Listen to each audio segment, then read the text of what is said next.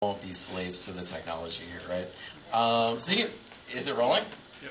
No way! Amazing. All right. Should be using that. Okay, great. Thank you. All right. Well, thanks for bearing through the lead in there, guys. I will keep my comments pretty short, right? And if anybody has last-minute revisions, like I think I was hearing from, cutting a couple minutes off things, that'll be okay too, right? So, welcome everybody to this year's Writers Project / Visiting Writers Symposium faculty reading. We've got 7 fantastic readers from the faculty. This is my first event, so I thought I could introduce myself a little bit here too. My name is Pete Fernbach, for those who do not know.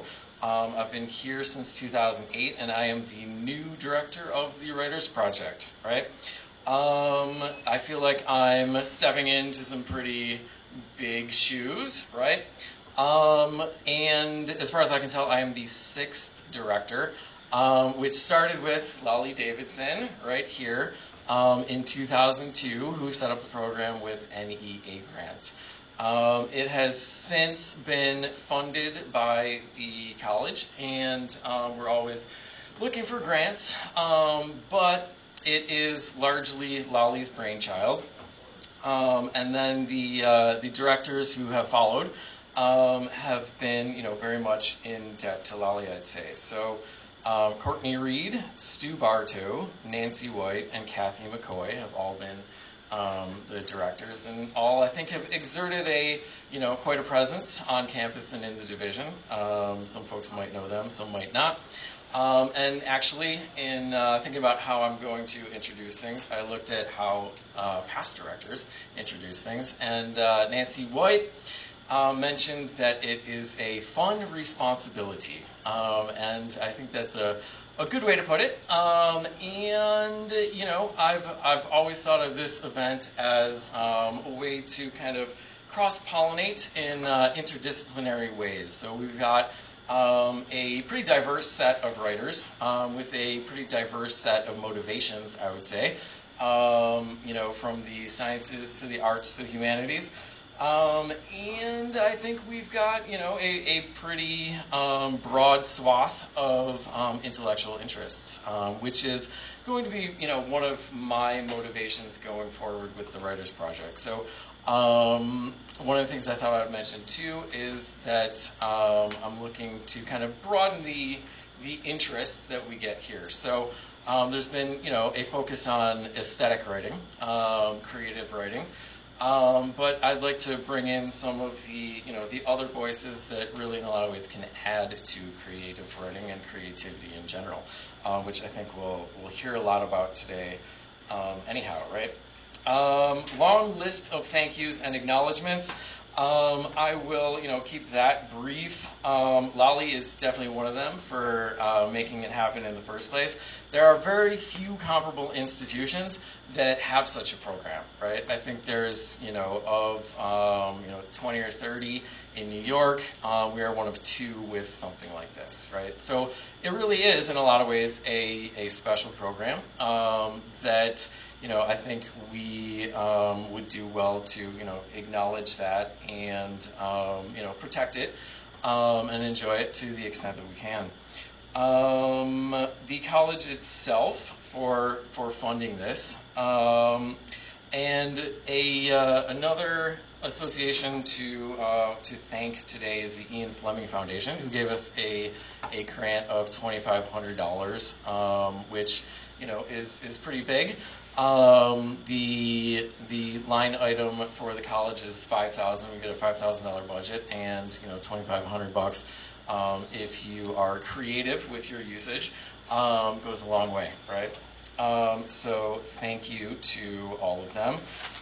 Nancy also thought of this as a kind of soft opening or a pre-grand opening for the semester. So the solo events will start 2 weeks from today with poet Karen Rigby. And she will be bringing to us an award-winning and kind of spicy book of poetry called Fabulosa. And my class has to come to it. But I'll put the word out for everybody else, and hopefully others can make it as well. So I guess given the time constraints here, folks, we might as well get into the content of the program. And thankfully this isn't very much about me. It's about some great minds that we have here. So our first reader in reverse alphabetical order is Dr. Evan Sullivan, who is a historian whose research interests examine the intersections of disability, war, and gender in the modern era. He has published numerous book chapters on disabled veterans and World War I, and recently published scholarly articles that have appeared in First World War Studies and the Journal of the Gilded Age and Progressive Age.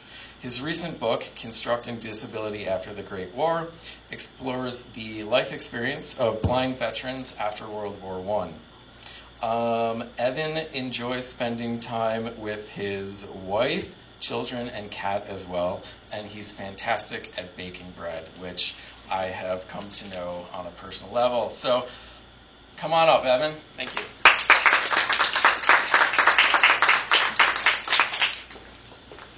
Thank you, Pete. I appreciate it. So I'm going to be doing a reading from my book, which was published around this time last year. And the book, overarching theme of the book is looking at the cultural constructions of blind veterans in American media versus their everyday lives, which are far more nuanced, more interesting, and far less ableist than the cultural constructions were. And so I explore their lives throughout the course of the war, and then I come to the epilogue, which is what I'm going to read to you today, which is based on the experiences of a guy named Frank Schobel. And reading the epilogue is not going to give away the whole book. And so I'll read this here. Lieutenant Frank Schobel, Jr. boarded the SS Leviathan on September 10, 1927, as part of the self-described 2nd American Expeditionary Forces. Over 18,000 veterans and their families who traveled on 27 ships to the American Legion Convention in Paris. Schobel was a scrappy young man from Pennsylvania, the son of a wealthy hat manufacturer and a student at the University of Pennsylvania, who left school just 1 year shy of graduation in order to join the U.S. Army and serve in World War I. His service ended when he was blinded in the Argonne Forest by a piece of shrapnel that led to vision loss in both of his eyes. Schobel trained at U.S. Army General Hospital in Baltimore and then returned to the University of Pennsylvania to complete his undergraduate degree, where his friends helped him read his textbooks and his professors gave him oral rather than written exams. Throughout his post-war years, Schobel remained fervently committed to veterans advocacy, which ultimately led him to join the 2nd AEF to Europe 10 years after the onset of his vision impairment. The American Legion trip expanded beyond the boundaries of Paris that fall. Frank Schobel was part of a smaller delegation of 243 high-ranking legionnaires who traveled to numerous cities and met with European dignitaries, the list of which included the King and Queen of Belgium, King Victor Emmanuel III of Italy, and the King and Queen of England. The reception that greeted the veterans was sensational when it was not somber and reflective. Almost the entire city of Nice came out to welcome the legionnaires, as the streets were lined with American flags. By far the biggest ceremony took place in London, where the small delegation of legionnaires paraded throughout the city and laid a wreath at the Cenotaph Monument, as the Big Ben Tower's clock gonged in the distance and the city was stilled in commemorative silence. Lieutenant Frank Schobel was at the center of attention almost everywhere the legionnaires went. When Schobel and his comrades visited Belgium's Tomb of the Unknown Soldier in Brussels, King Albert and Queen Elizabeth drew a word of sympathy specifically to the blind veteran. When the delegation arrived at Buckingham Palace to serve as audience to the King and Queen of England, the king moved toward Frank Schobel, quote, to grasp the groping hand of the blonde-haired young man. And Queen Mary stepped out from her place and reached for the hand which sought hers before she stated to the crowd, quote, "It is pitiful it happened with the war so close to an end," end quote, referring to the fact that Schobel was blinded in combat just days before the signing of the armistice on November 11, 1918. The event that garnered the most attention about Frank Schobel was the Legionnaires' visit to the Vatican to meet with Pope Pius XI. The delegation gathered in St. Peter's Square before proceeding into the papal reception chamber, where the Pope entered, dressed in pure white with a large gold pectoral cross suspended from a gold chain around his neck. Before giving a speech, the Pope passed among the kneeling legionnaires, as many of them kissed his ring. Then suddenly he stopped at Frank Schobel, who he, quote, singularly blessed. The pontiff, placing his hand upon Schobel's blonde hair, said, "May the Lord bless you, dear boy, for what you have done and for what you have suffered. We are sure he will give you strength to undergo deprivation." There's a lot to unpack from Frank Schobel's experiences in Europe in the fall of 1927. The first of which is the fact that he was at the center of highly sympathetic interactions with dignitaries, which suggests that the ableism that so affected blind soldiers during the war years had not disappeared. The Belgian and English royals, the very same royals who had interacted with blind veterans during the war, extended their sympathy to Schobel, whom they viewed as being deprived of all that he needed to be happy in his life, as if blindness was somehow worse than death itself. Additionally, the writers who published such accounts replicated the sympathy in their retelling of the events. Stories like Schobel's, written by cited journalists who employed sympathetic and tragic tropes about blindness, often say more about sighted people's fears of blindness and disability than they do about actual blind people such as Schobel. The tragic ableist tropes used by American relief organizations during the war were also present in the religious symbolism of the media coverage of 1927. The impulse of Christians to understand blindness as in need of divine intervention stems in part from Jesus' healing of a blind man to show the power of God. Schobel embodied the images produced by artists during the war, whose fundraising posters featured blind soldiers seeking divine aid while on the battlefield. Pope Pius XI and the journalists who wrote about the Vatican visit assumed that Frank Schobel was in need of divine intervention or saintly blessing to help him endure his quote-unquote suffering and deprivation. The descriptions of the Legionnaires' European tour are missing an important component, namely what Frank Schobel thought of it all. The reader navigates through Europe almost as a fly on the wall, observing sympathetic platitudes toward a veteran whose wound meant that he had no longer had the use of his eyes. Schobel occupied center stage in the story by virtue of his war service, but because of the ocular-centric ableist world within which Schobel lived, journalists may not have thought it important to find out what the blind veteran thought or felt about it all. What we know about Schobel's experience, therefore, is somewhat limited. Blind characters in fiction and nonfiction are almost always drawn by sighted writers. And because ocular centrism depends on understanding sight as the most important of the senses, the knowledge and perspectives of blind people such as Schobel have been easily dismissed or considered by sighted people as downright trivial. While we can't know what Frank Schobel thought of the press coverage of Pope Pius XI blessing him, we do know Schobel's views about blindness through his work on behalf of blind people. In a September 1920 speech to the Rotary Club at Philadelphia, Schobel argued, quote, "It is not so bad to be blind. Our spirit is not broken. We are cheerful. We are not as sad as pictured, and do not need sympathy while we appreciate it," end quote. Schobel continuously insisted that if blind people were given social and institutional support, like he was given, they would also succeed and live fulfilling lives on their own terms. At the Poor Richard Club in Philadelphia, Schobel convincingly argued for a shift in public perception of blind people everywhere. He explained how he was blinded in the war, how he learned to use a typewriter and to read with, quote, raised letters, and how he experienced depression that accompanied his early months while learning to be blind. That depression, however, likely had more to do with societal assumptions about blindness that Schobel internalized than about blindness itself, as Schobel himself concluded, quote, "The blind man is the poorest advertised man in the world, because every blind man who makes a success in spite of his handicap also wants to hide his affliction from people." Frank Schobel ultimately appreciated the fact that his status as a veteran who was blind brought a certain level of public attention that otherwise may not have existed, but he wanted to use that attention to shift Americans' understandings of blindness as being an almost insurmountable and pitiable experience. Schobel spent much of the early 1920s pleading for a training institution for blind adults so that the benefits he received as a veteran, touched by war's immensity, might be extended in some way to blind civilians who were largely unaffected by the war. In a second speech to the Rotary Club, this time in 1923, Schobel argued that the public really did not care much about blind people until the highly publicized efforts on behalf of blind soldiers during the Great War. He benefited from the public passion to rehabilitate blind soldiers and sailors, and benefited from the aid of government and welfare workers. But the question that was raised in my mind, he explained, is whether or not the soldier is the only blind person who shall benefit. Schobel argued that the entire country would benefit from better services, better accessibility for all blind people, indeed all disabled people.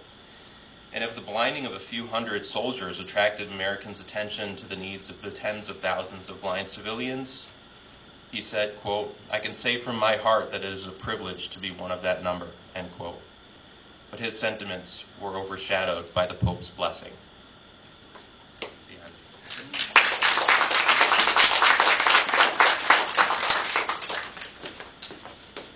Thank you, Evan. Amazing. I think there you can see a lot of intersections of history, narrative, all kinds of theoretical interests and things like that too, which is the stuff I want to bring here, right? All right. Thank you, Evan. And second up, in reverse alphabetical order, I have Krista Rivera. Krista is entering her 7th year as an assistant professor of English at SUNY Adirondack, where she has taught college composition, creative writing, creative nonfiction, and poetry. She is founder and advisor of the Forest Bathing Book Club, which some folks might want to join or look into, on campus, a student organization that sprouted from her passionate connection with the natural world. Its big and small wonders teach and inspire her daily, often making appearance in her writing, which we might be privy to. Thank you, Krista.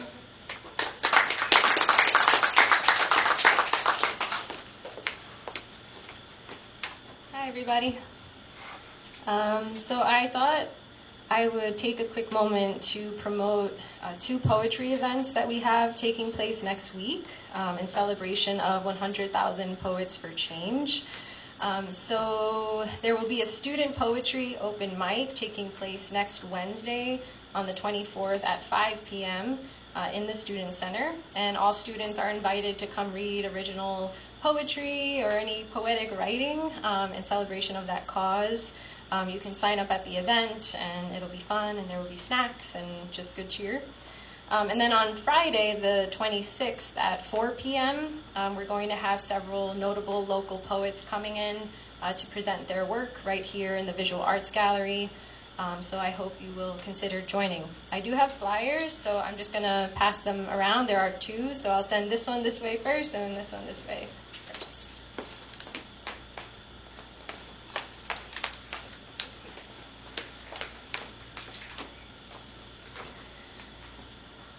So I brought in 2 poems to share with you today. They're in the early drafting stages, but they're both centered on a subject that's kind of been on my mind a lot lately. So I thought it'd be fun to explore that subject with all of you.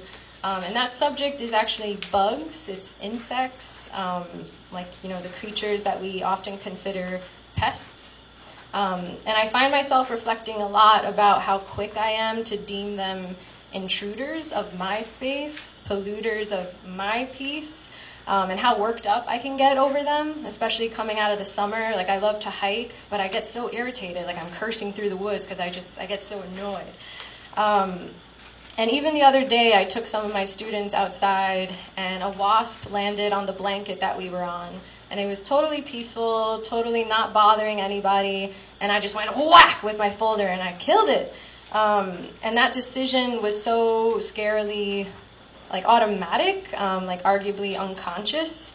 That choice to kill something that I feared for rational or irrational reasons, or something that I felt didn't belong. So it's moments like those that make me wonder how I can be so quick to take a life, even a small one, especially since we're all interconnected. So these poems that I brought in kind of speak to that and kind of embody how I'm trying to pay more attention to this question, I guess. And is this okay, by the way? It's kind of sounding weird on my end. No, it's good. Cool. So this poem is called The Larder Beetle, My Savior. The beetle had a taste for floral nuttiness, head bowed over the single grain of basmati that had fallen onto the kitchen tile. Only its antennas moved, swirling slowly through the air like cotton candy wands, collecting the sugary threads of its warm belly bliss into clouds. It seemed to be floating, its 6-spotted body beaming with a yellow band of light. 6, the first perfect number, the day of creation. Something about the beetle struck me as divine, enlightened. That bug knew things, like what it meant to bite into beauty, to levitate into starchy rapture. But my mind told me it had to go, that inner voice that rarely feeds me any good reasons, and yet I always eat up, feast of empty nourishment. So I bowed to my brain, painfully loyal to unconscious commandments. As I approached, the beetle seemed unbothered, utterly surrendered to the fact of its smallness. It was teaching me of the refusal to resist, but I refused to learn. I grabbed the Tupperware I'd devoted to insect transport, prepared to carry out my promise to do better, be better, kill less. I would relocate my tiny friend, along with its dinner. I promised I wouldn't rob it of its meal, talking to it like an old pal. Only takeout today, buddy. Hope you don't mind. I tried guiding it inside the plastic container, using the lid for gentle nudges of encouragement, telling it how nice it would be outside, the cool air, the amber sunlight being braided into shadows by the branches of my cherry tree. You'll love it out there, I promise. But the beetle didn't seem enticed. It kept playing dead, its brave immobility entirely unhelpful. Its body kept getting wedged beneath the lip of the plastic. So I changed tactics, started poking it gently, flicking it softly a few times, tried to send it soaring a bit so it would land inside the container. I was playing some bizarre game of basketball, minus the bounce, and I was my only fierce competitor. I could feel my own foolery, but I kept playing the game because I'd created it. I'm good at that, relentlessly writing up my own ridiculous rules and following them. I was afraid of killing the beetle, of applying too much pressure by lifting it up. This must be rough for you, buddy, but it beats being dead, huh? It said nothing. I let the fact that I wasn't killing it carry on my crazed version of care. I tossed it around and around and around, and the entire time it remained totally still, open, unguarded. But then, suddenly, just as self-pity was surfacing, the beetle bolted, an impressive surge of sugar-high speed. Across the floor in a flash, it flung itself down into a crack, into a tunnel of detritus where carpet meets tile.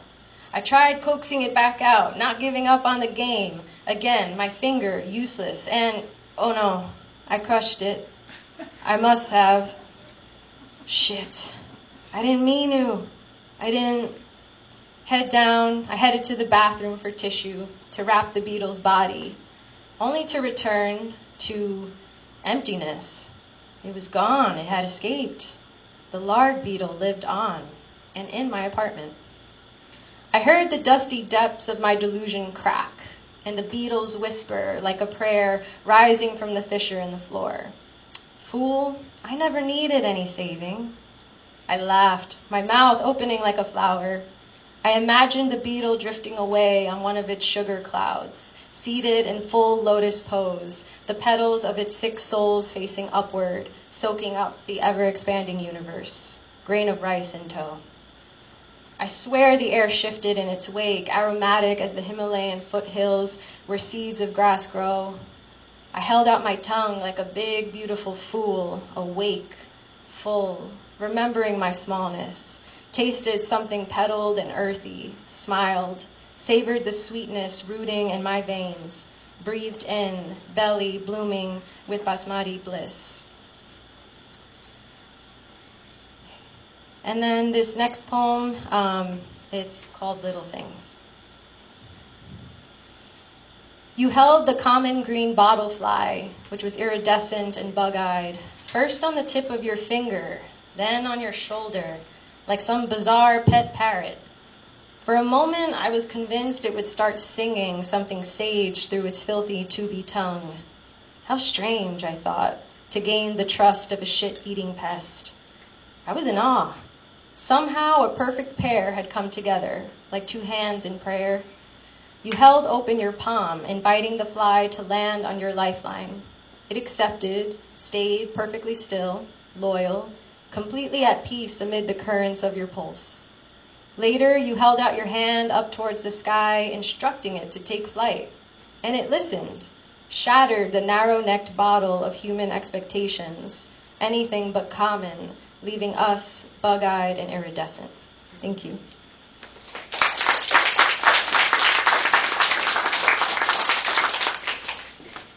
Amazing. So, as interdisciplinary as we will be, you will also get poetry proper here, right?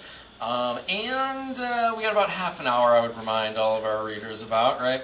And we do want to leave room for Mike Cahill, who is our last in reverse alphabetical order here. So next, Dr. Christina Lute. Christina has completed her PhD in 2016 from Middle Tennessee State University and is currently an associate professor of English and director of the Center for Reading and Writing at SUNY Adirondack. Her most recent publications include an upcoming release, Whippoorwill Sing, and her debut novel, Finding Grace and Grit. And now, Christina.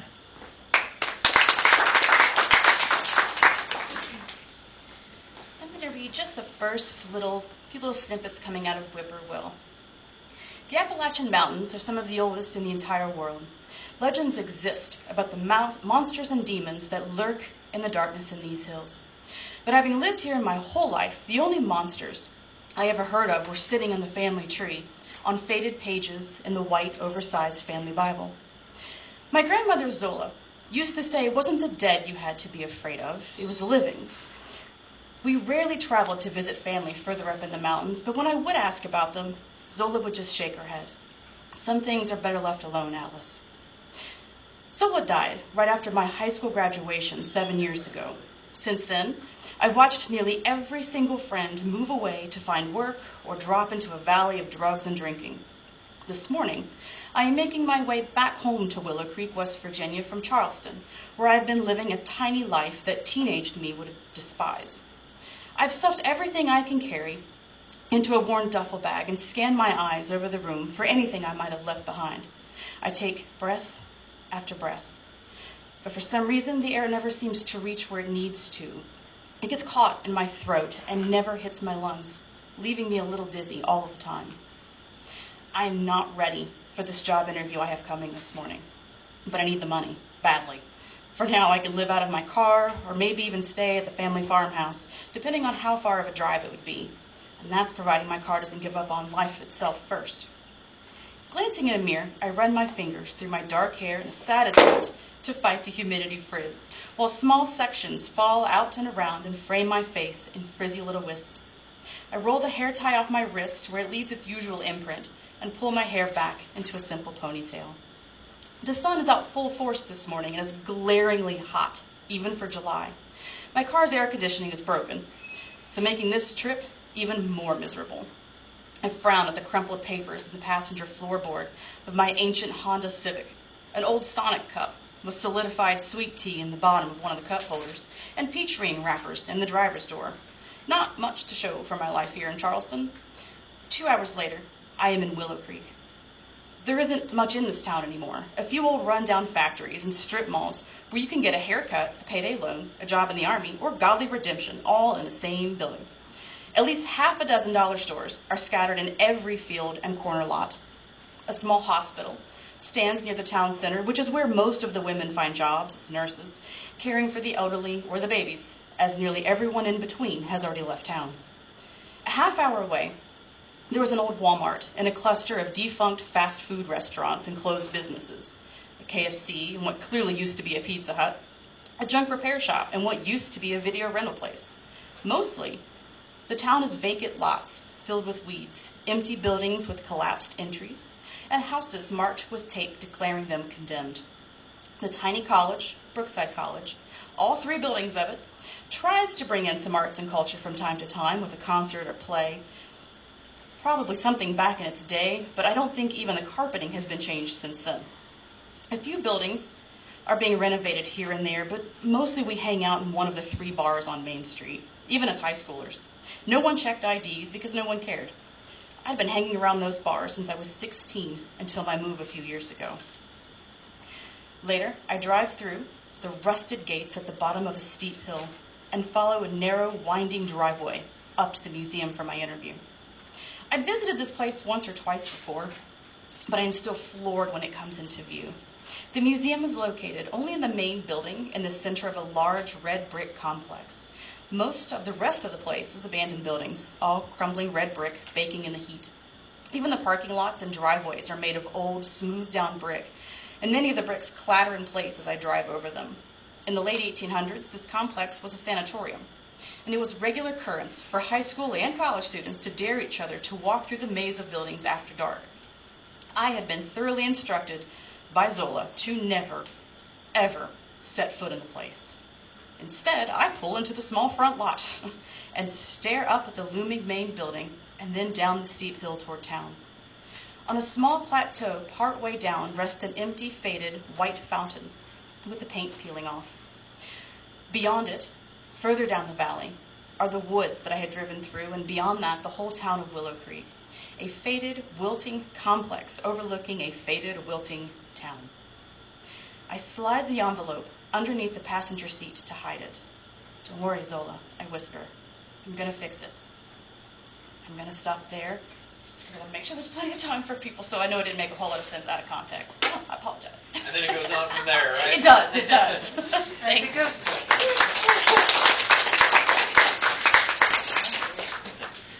Awesome, thank you. All right, so from creative writing proper to next in line, Dr. Roger Egan, who can tell us about some theoretical interests in the natural sciences. Roger is an evolutionary biologist with a focus on animal behavior. In graduate school, he researched kin affiliations in social mammals and human mating systems from evolutionary, demographic, and anthropological perspectives. He has since developed a course in animal behavior with a supporting textbook while at SUNY Adirondack. Come on up, Roger. I give you all that? The school did. Okay, thank you. Yeah. Hi, everybody. Thanks for coming. And what I have to read of what I've written was really from a book I prepared, for myself to develop Bio 104, my animal behavior course. Most of the biology courses I've been teaching for the long time I've been here were existing in the catalog, and I was prepared for them and I'm interested in them. But this was my special interest that I wanted to develop a course for. So it's the one course that is brand new for my being here. So what I want to do is read a few excerpts from the course assignments I have. The course is designed, and one reason I'm here, I have an ulterior motive to encourage students to think of taking Bio 104. If you like reading and writing, and there's a lot of reading and writing involved, and if you need a natural science gen ed course in your program of study, it might be a fairly painless one, because it is fulfill that qualification. But what I want to do is, in the behavioral course, I cover a lot of basic science features about animals in particular. That's my background in zoology. But I want to share some thoughts that I have in reference to my last 2 assignments. One is assignment 9, Animal Mentality and Emotions, and assignment 10, Animal Rights. So I want to read some pieces of that to show that these are sort of new features about the field that I think are of interest, so let me share that. So assignment 9, animal mentality and emotions. Humans accept the existence of psychological attributes like mentality, intelligence, consciousness, self-awareness, and emotions in themselves. But this is not the case for other animals, both historically and currently. In our previous session, we saw how Darwin and his students were quite open to considering these topics in other animals. This is going back to the 1800s. But we also saw that the founders of modern science of animal behavior, the comparative psychologists and the ethologists, avoided these topics professionally due to their problematic nature. They sort of made a, I use proper term, gentleman's agreement, because they were all gentlemen back in the time when we're looking at where this developed in the 50s. They agreed, we're not going to touch mentality and emotions in animals. We can deal with the idea of learning and instincts, but we're not going to get into mentality and emotions. And they had a reason for doing that. Here's some important limits for biologists when considering these attributes in other animals, and also in ourselves. Such attributes must make sense in terms of natural selection and evolution. That is, they must be fitness enhancing to the animals.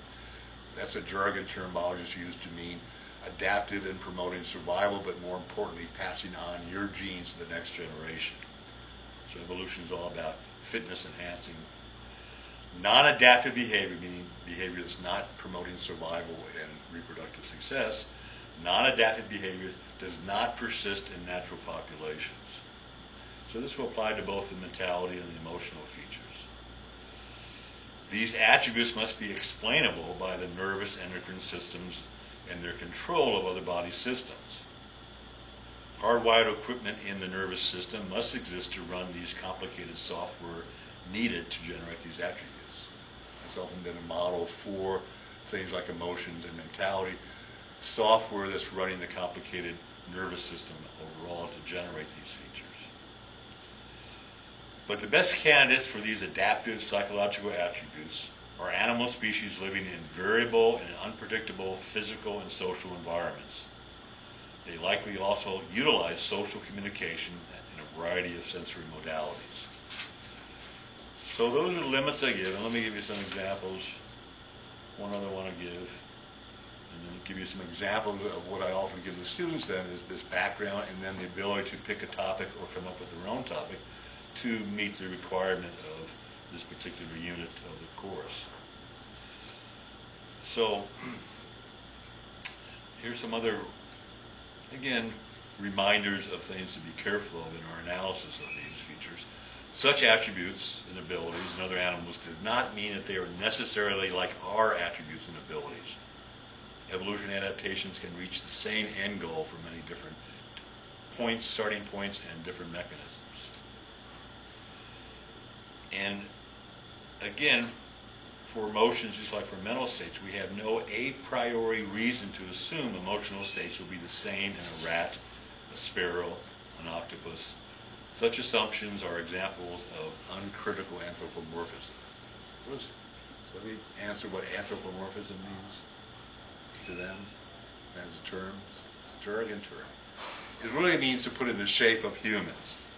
So the big concern that I've always had with animal behavior, and it's best reflected if you look at nature shows, is that the narration is very anthropomorphic, explaining as if these animals were just in funny costumes but behaved just like humans did in terms of their emotions and intelligence.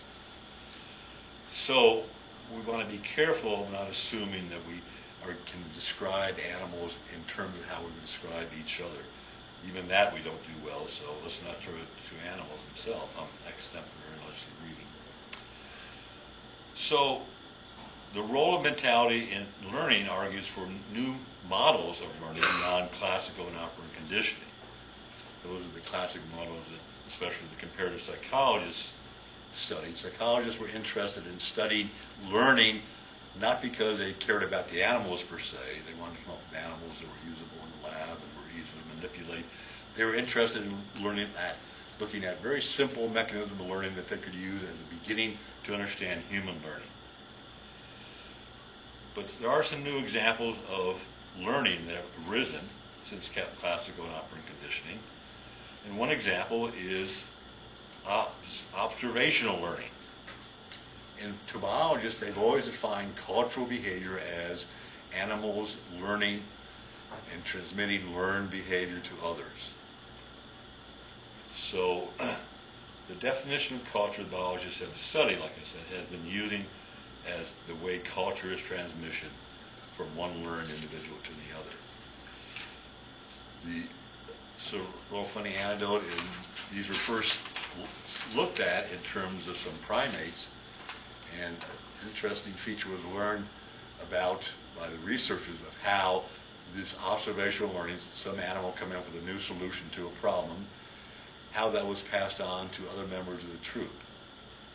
And there's two good examples. There was a rhesus monkey study where they were trying to get the rhesus monkeys to come out of the forest so they could look at them. They threw potatoes and rice onto the beach as an enticement. So most of the monkeys come out and start grabbing the potatoes and start eating it, and others would pick the rice with a handful of sand and eat it. One monkey hit on the solution of washing the potato off in the seawater to get the sand off, get a little salt, and even hit on this solution of throwing a handful of sand with salt into the water. What happens? The salt floats and the sand sinks. So the idea is that these are the type of learning that can be passed on because others see it and repeat it.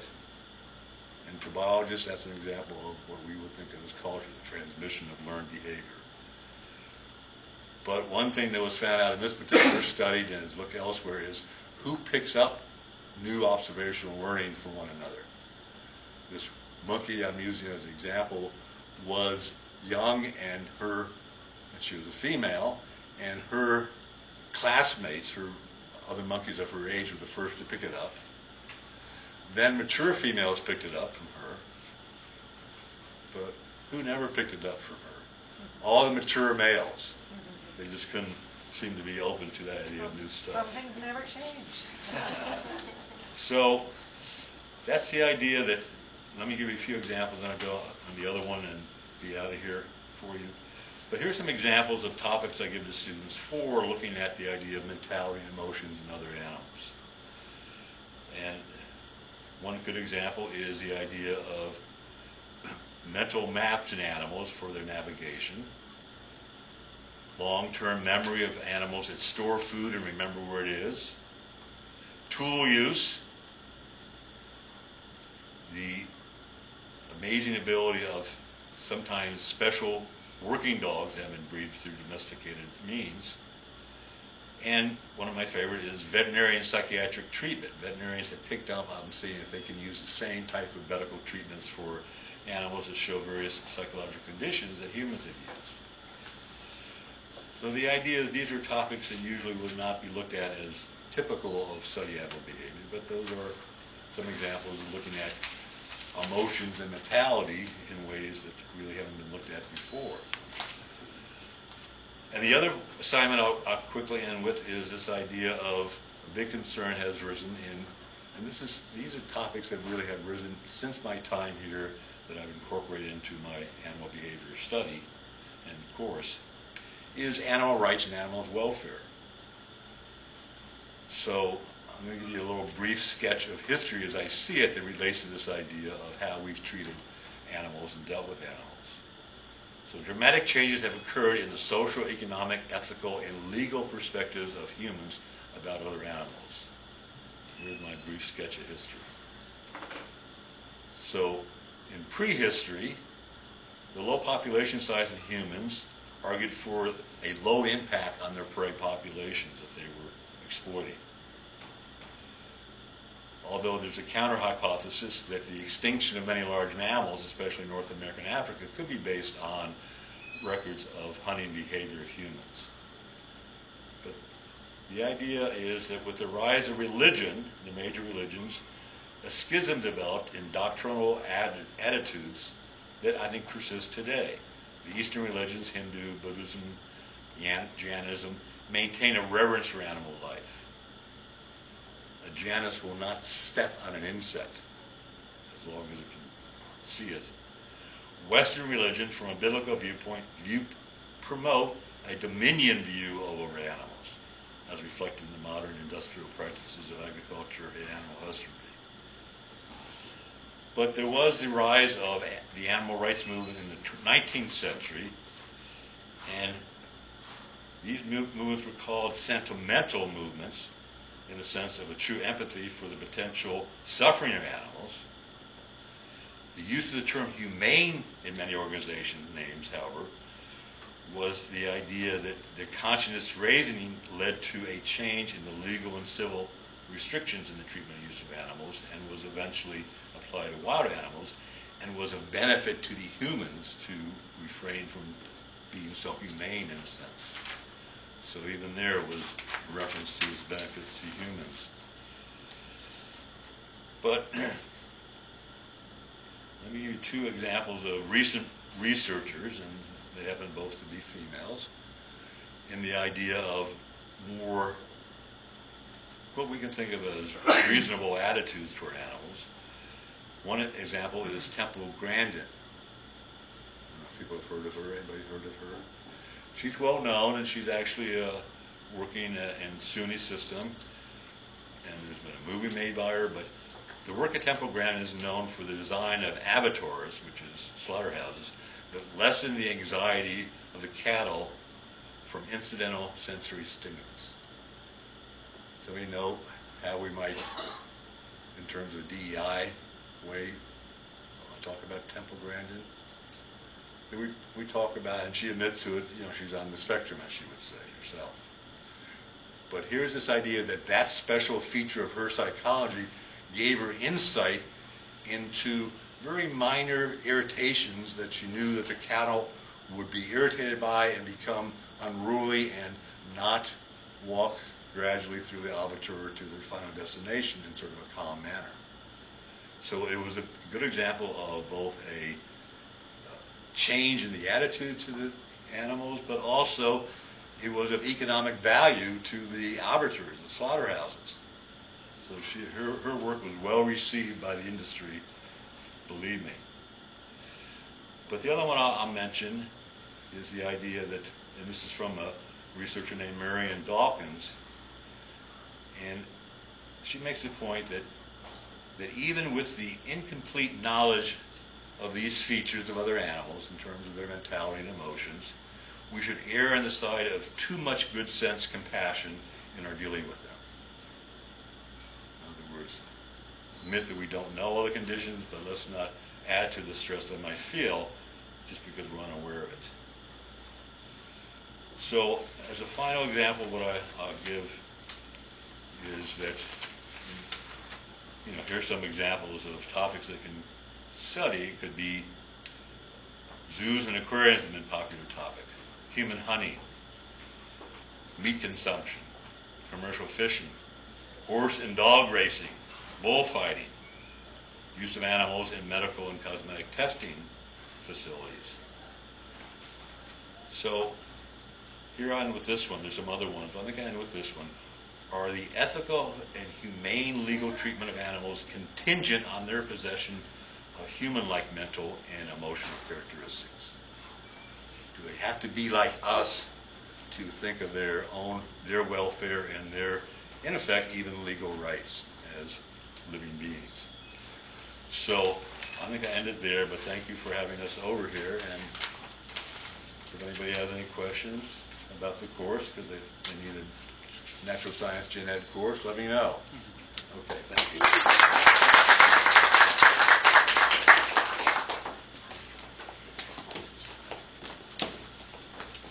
Thank you, Roger. And it seems like everything really does connect, right? And it seems like we're all kind of recruiting a little bit here, aren't we?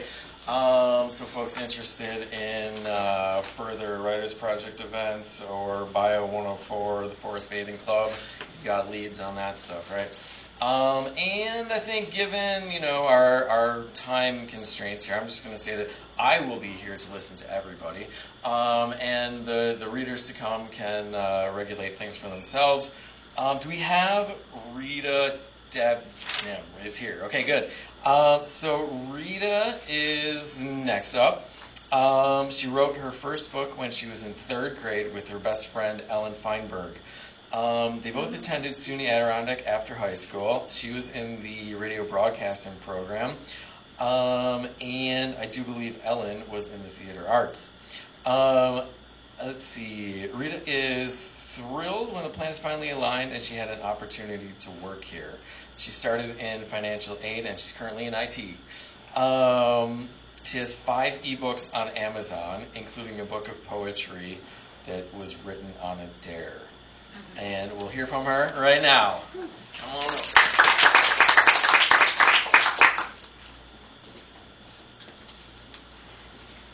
Thank you for having me here today. And I don't call myself a poet because I'm not a poet, but I do occasionally write poetry. But in the interest of time, I'm going to read you something from my blog. I write books, and I just figured this year maybe I'd do like a best of compilation and, see if I can make some money. And this particular one was written during COVID, so that explains why it's crazy. And it's called Who's Not in the Will. When you're working from home, you get to spend a lot of time observing those stranded with you. My office was set up in the dining room, which is a perfect spot for eyeballing those in the living room. Then when I'm finished for the day, I'm sitting in the living room with them. So with that being said, here is who I have taken out of my will. My mother, Marie. This is a no-brainer. Don't get me wrong, yes, she's 89 and she's frail and she has an inoperable brain bleed. But with all of that, she's still crafty as a fox.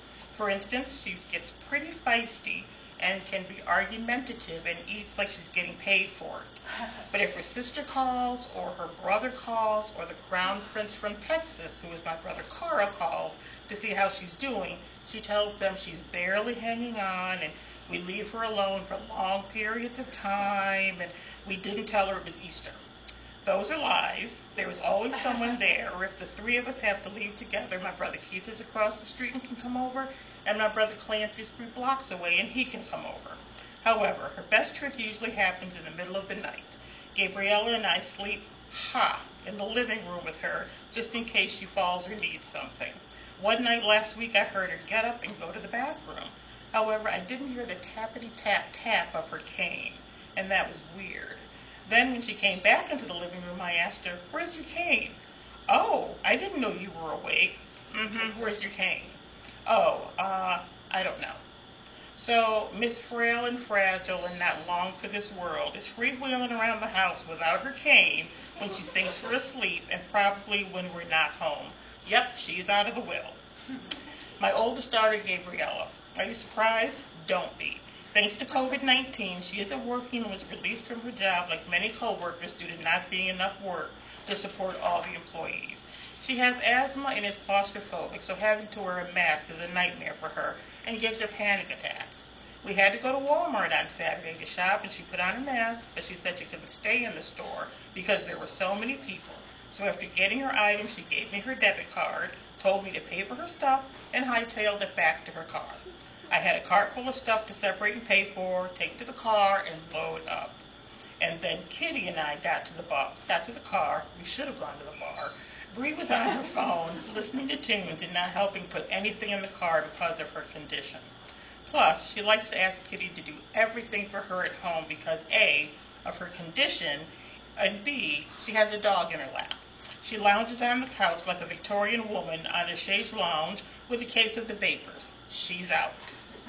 My youngest daughter, Kitty, she is a gem most of the time. She's been furloughed from her job until retail stores can reopen. But this doesn't keep her down. The store continued to pay her for a month, and because her job leave is COVID-related, she will be receiving the big unemployment payments. And she lives her life the way she wants, buys what she wants, dresses in styles only she can pull off, and has truly been blessed by God. So what does she need my money for? She's out. Lily, the creepiest dog around, who's supposed to be a long-haired Chihuahua, but I know she isn't. She has self-esteem issues and abandonment issues, and since I've been home, I can't get her off of me. Even when I'm working, she's pawing at my leg to pick her up. When I'm sitting on the couch, she's pressed up next to me, or on me, or staring at me until I let her be the baby and pick her up to cuddle against my chest. If I go to the car, she howls like I've left her alone in the woods. When I come back in 3 seconds later, she prances around like she won the lottery. If I'm lying on the couch on my side, she climbs on me and gazes adoringly at me. I turn my head and look back at her, and she's closer. I turn my head again and look back, and we're nose to nose. She just can't get close enough to me. I think the only way she could get close enough to me would be if she could wear my skin. And I'm sure this has crossed her mind. She's out. Vivian, who actually is a long-haired Chihuahua and the cutest little dog you'd ever want to see, all 3.5 pounds of her. Her tiny face could launch 1,000 ships, but she can be the most annoying little beauty ever. She has a very high metabolism and would eat her weight in food if you'd let her. If she feels they didn't give her enough treats, she'll come over, get on her hind legs, and push at my legs like a tiny bully. Then she'll start talking, which she does a lot. I mean actual talking, not barking. This used to be cute. When I would talk, she would watch my mouth, then silently move hers as if imitating me. Then all bets were off and she'd be talking. And of course, like Dr. Doolittle, I know exactly what she's saying. She wants me to give her more food. And if she isn't terrorizing me over food, she's trying to force me to kiss her. When this tiny creature wants to kiss you while you're holding her, it's going to happen. I do not kiss animals, but she will bide her time, side-eyeing me, until I forget about her, and then she turns her head and fast as lightning plants one on me, which is gross. And then she sneezes on me for good measure. She is out of the will. So who does that leave? Our beautiful Maine Coon cat, Victoria. She is the most chill, zen cat ever, thanks to how Kitty raised her with classical music and love. She is probably 17 now, and I'm seriously not sure how much longer we will have her, but even though she has acquired a couple of annoying habits since I've been home, I'll take those over the rest. Like since I've been sleeping in the living room, she'll go through the living room between 4 and 5 a.m. to announce the time at the top of her kitty lungs. 4 o'clock and all is well. All is not well because I need my sleep before stumbling to the dining room to work. But her favorite annoying habit is playing Let's Destroy Tokyo. I have some items on the coffee table that are essential to me, so of course Victoria will jump up onto the coffee table no matter what I say, and sashay her big kitty self around the coffee table, knocking over everything as she goes, while I say futilely, Godzilla, stop destroying Tokyo. Then when enough items are on the floor, she gracefully jumps down. But she will also bump her big naughty head against me to show that she loves me.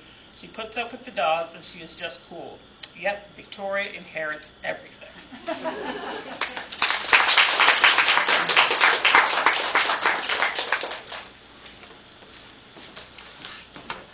Nice. I was going to say who isn't out, but I guess we know that, right?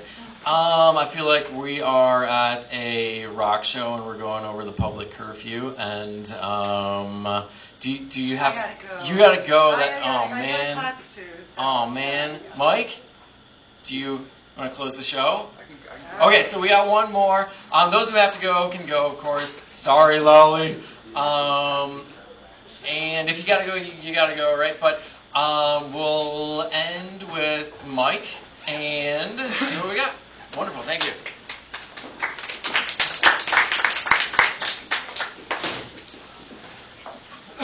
So I'm not reading anything that I wrote myself, but I would like to in the future, because I've kind of been inspired by everybody here. I'm going to read the beginning of a story that was written by Robin Wall Kimmerer. Has anybody heard of Robin Wall Kimmerer before? She wrote a book called Braiding Sweetgrass that was really popular a few years ago.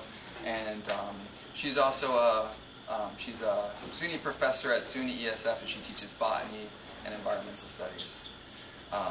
This first part that I'm going to read is written from the perspective of corn. And I have some corn that you can pass around, and this is corn that I grew in my garden. I remember how their songs drew us up through the warming earth just for the joy of hearing them. How we stretched in the sun and turned air into sugar. My sisters and I, leaves and roots entwined. It's lonely without them. Grandfather Teosinte has been gone for so long. Where is that gentle guidance when we need it most?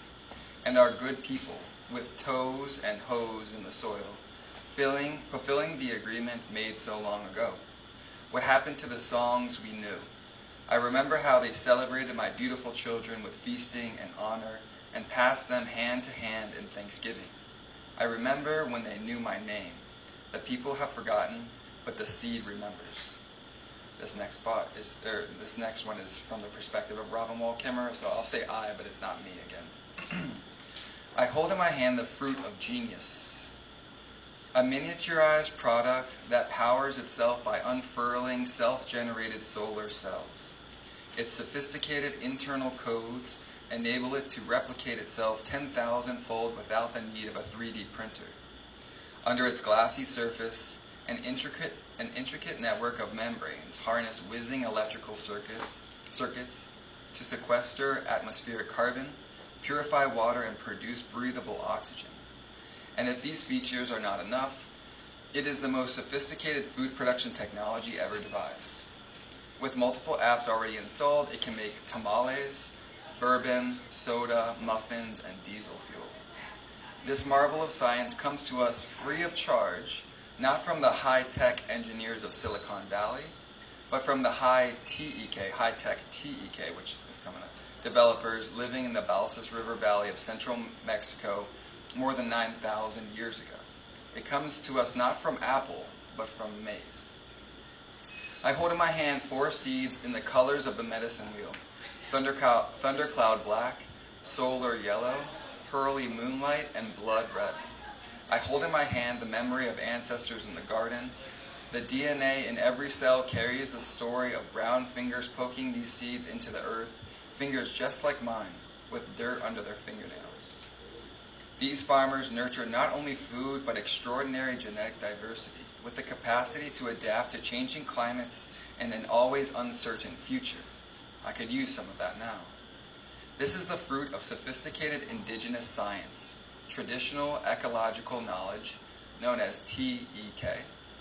The DNA beneath the shiny seed coat is the source of resourcefulness, the creativity of corn married to the nurture of the human. I hold in my hand the multicolored fruit of collective genius, an agreement between sun, soil, water, plant, and farmer. They have entered into a covenant of reciprocity. If the maize will take care of the people will care for the maize. When we speak of technology, we are often thinking of the consumer electronics and industrial processes that tint the cultural landscape of the digital age. But a grinding stone, an irrigation system, and an ear of corn are also technology, a word that derives from the Greek techne, meaning an art or craft. Technology is simply the application of human knowledge to solve problems, fulfill needs, or satisfy wants. A factory synthesizing high fructose corn syrup is technology, born of science and engineering, and so is the process of domesticating, breeding, and processing corn by indigenous farmers. The heritage corn seeds in my hand and the corn products on your plate are manifestations of both high-tech and high-tech.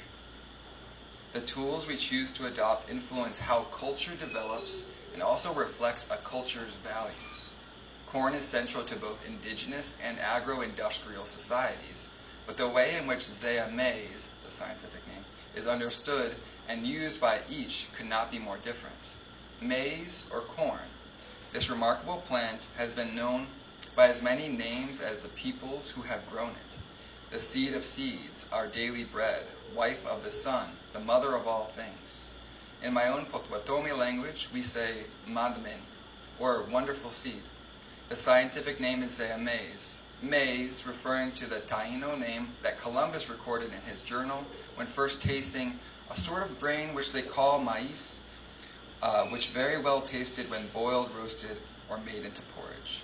Maíz, meaning the bringer of life, became the word maize in English.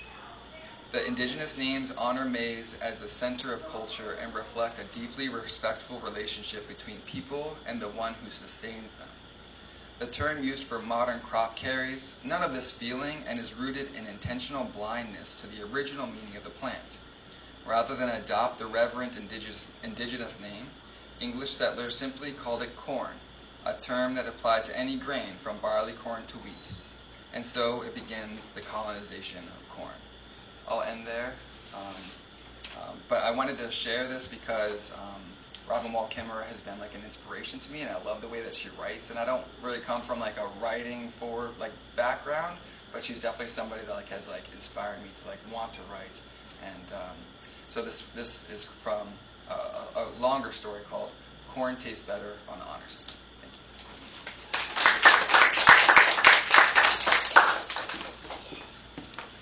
All right, well, thank you guys for coming and for staying and contributing.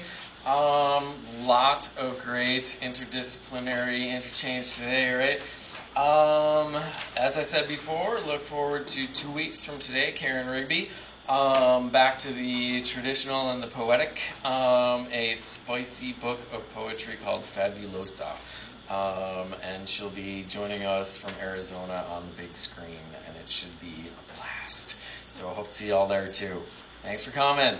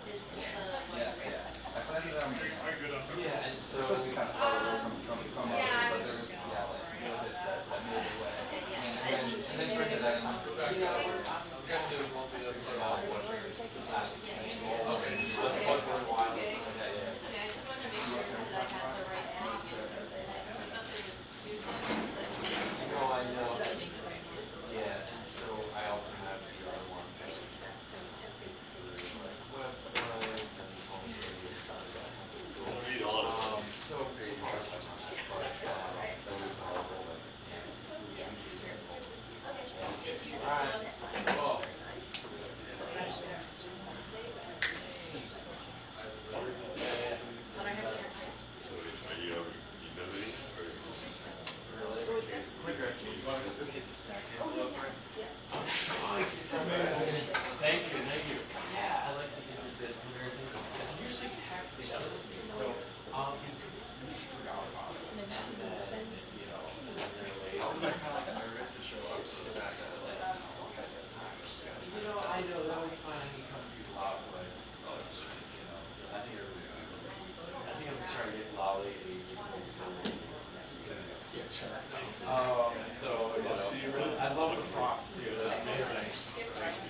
Yeah, thank you. Oh, are you going to be late for class? Oh my god.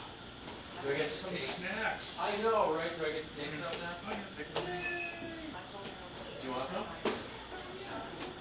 Awesome. Wait, who do you have next? Is it Lolly? You do. And which class?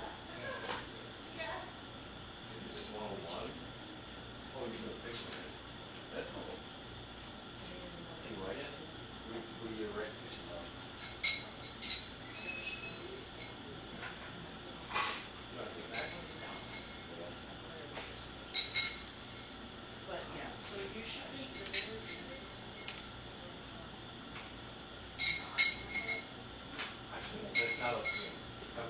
wish I could. And why? Tell me about it. So a lot of folks do their meetings, literally just like That's all I'll take. 8, and then I came over And, here. and these are mainly for my child. Artist will love this. I'm sure. I know. You don't want to take something, Lily? We are parents of two 13-year-olds who are big buds. Yeah. So, yeah. We got to keep them well fed.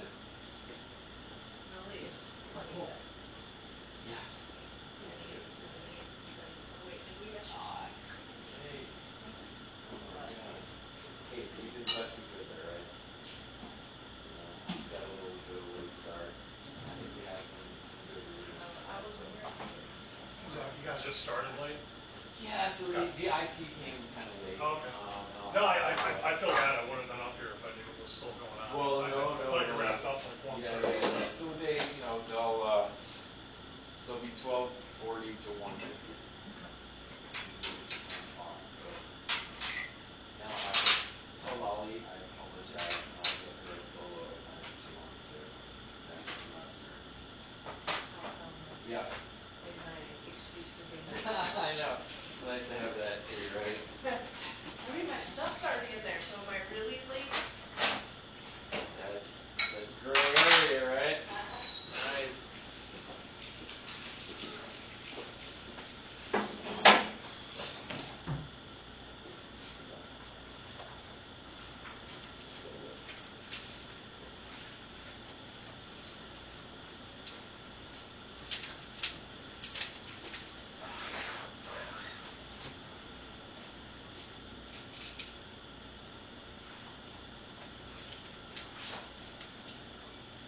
And I was going to tell you too that I still haven't been able to figure out the website. So I think I'll just come over Okay. and we'll see if we You, can find a button. you were doing everything perfect up until the very last screen. It asks you like I think it's the one that has the payment method. Yeah. And then I did the And check.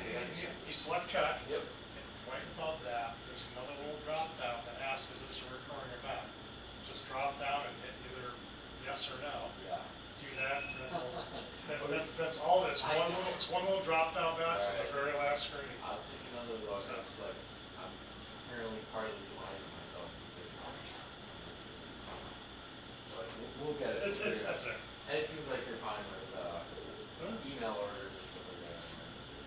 Yeah, it's easier for me when whoever's doing the event puts in all their information, It's in the system, right? so that way, I don't, if I type the wrong room, you know what I mean, like you know where the event's going on. Yeah, we'll get a system and a rhythm. So every couple weeks, boom. And then I talked to my cousin and I told her how you had her phone number now. And she's like, I just got rid of my home phone. So is that your cell phone number that you're calling me from that comes up Debbie Fish? Yes. So that's so funny. So she got rid of her home phone. I think they probably repurposed her home phone number and gave it to you as a cell number. It's been that way for a while, so I don't Yeah. know. It's so funny. But no, I do. And she's like, and you answered the phone even when you thought it was me? I do occasionally get calls for Debbie. Yeah. Yeah. That's fine. She thought that was amusing. Yeah, like a delivery or a doctor's appointment or something. Yeah, she works at the hospital. So. All right, thank you very much. There we go.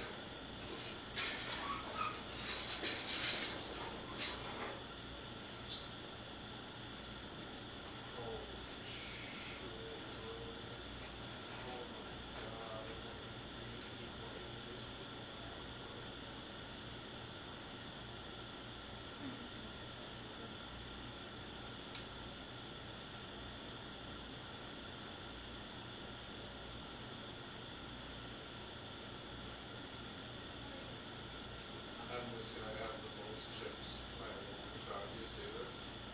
Look how many chips there were about that compared to me.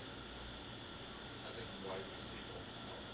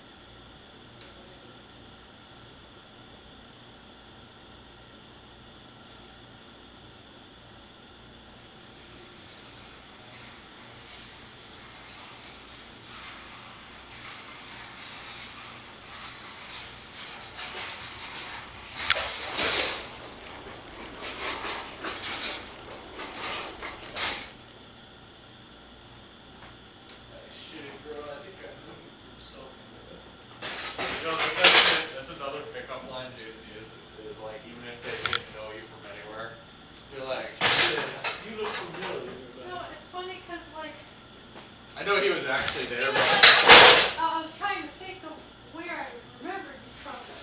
I know that thing. I know that. Which means you put way too much thought into I remember seeing your booty cheeks from somewhere. it. Mostly in my statistics class, I tell you. Yeah. I was looking at you the whole time. Like, you know that whole time I have a different. Hey, get used to it, because you're a hot girl now, so that's how it be. He's like a sports kid. Yeah, that's how it is. When I say kid, he's probably my age. When you a hottie, that's how it is. How many chairs is that? Dude, there's not enough room. Just put the rest on one rack. I know what she said, but we ain't got enough chairs stuff in here. There's no room. Dude, whatever keeps like leaving your fucking Throw it at them. Let's save that energy for that girl. Like, remember, she was talking about her, how she acted like she ripped. Yeah. And she said if you see her on campus, you grab her. Around campus, I'm gonna beat her up. Alright, we gotta bring back one of them because there's gonna be too much on one thing. Oh yeah, that doesn't steer correct. Oh god, what the hell is this? That carries.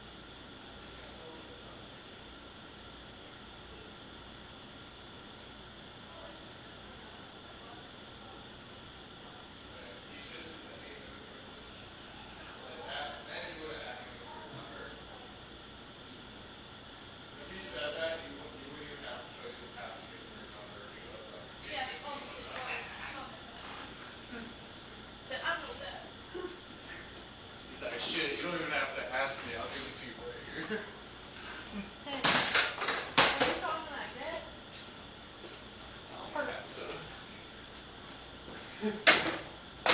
Said sorry, my boyfriend did that to me first.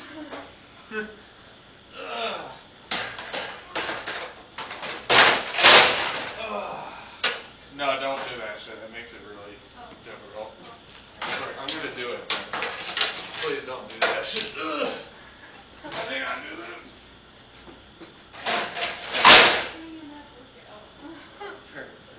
Not appreciated. Nope. Sure don't. marbles on this. Here, you know what? Bring the last two. And we'll give it to a different one. It's hitting my shins. Don't, just hold them. Do the thing that I told you not to do where you put it together. That's too heavy. Then leave it.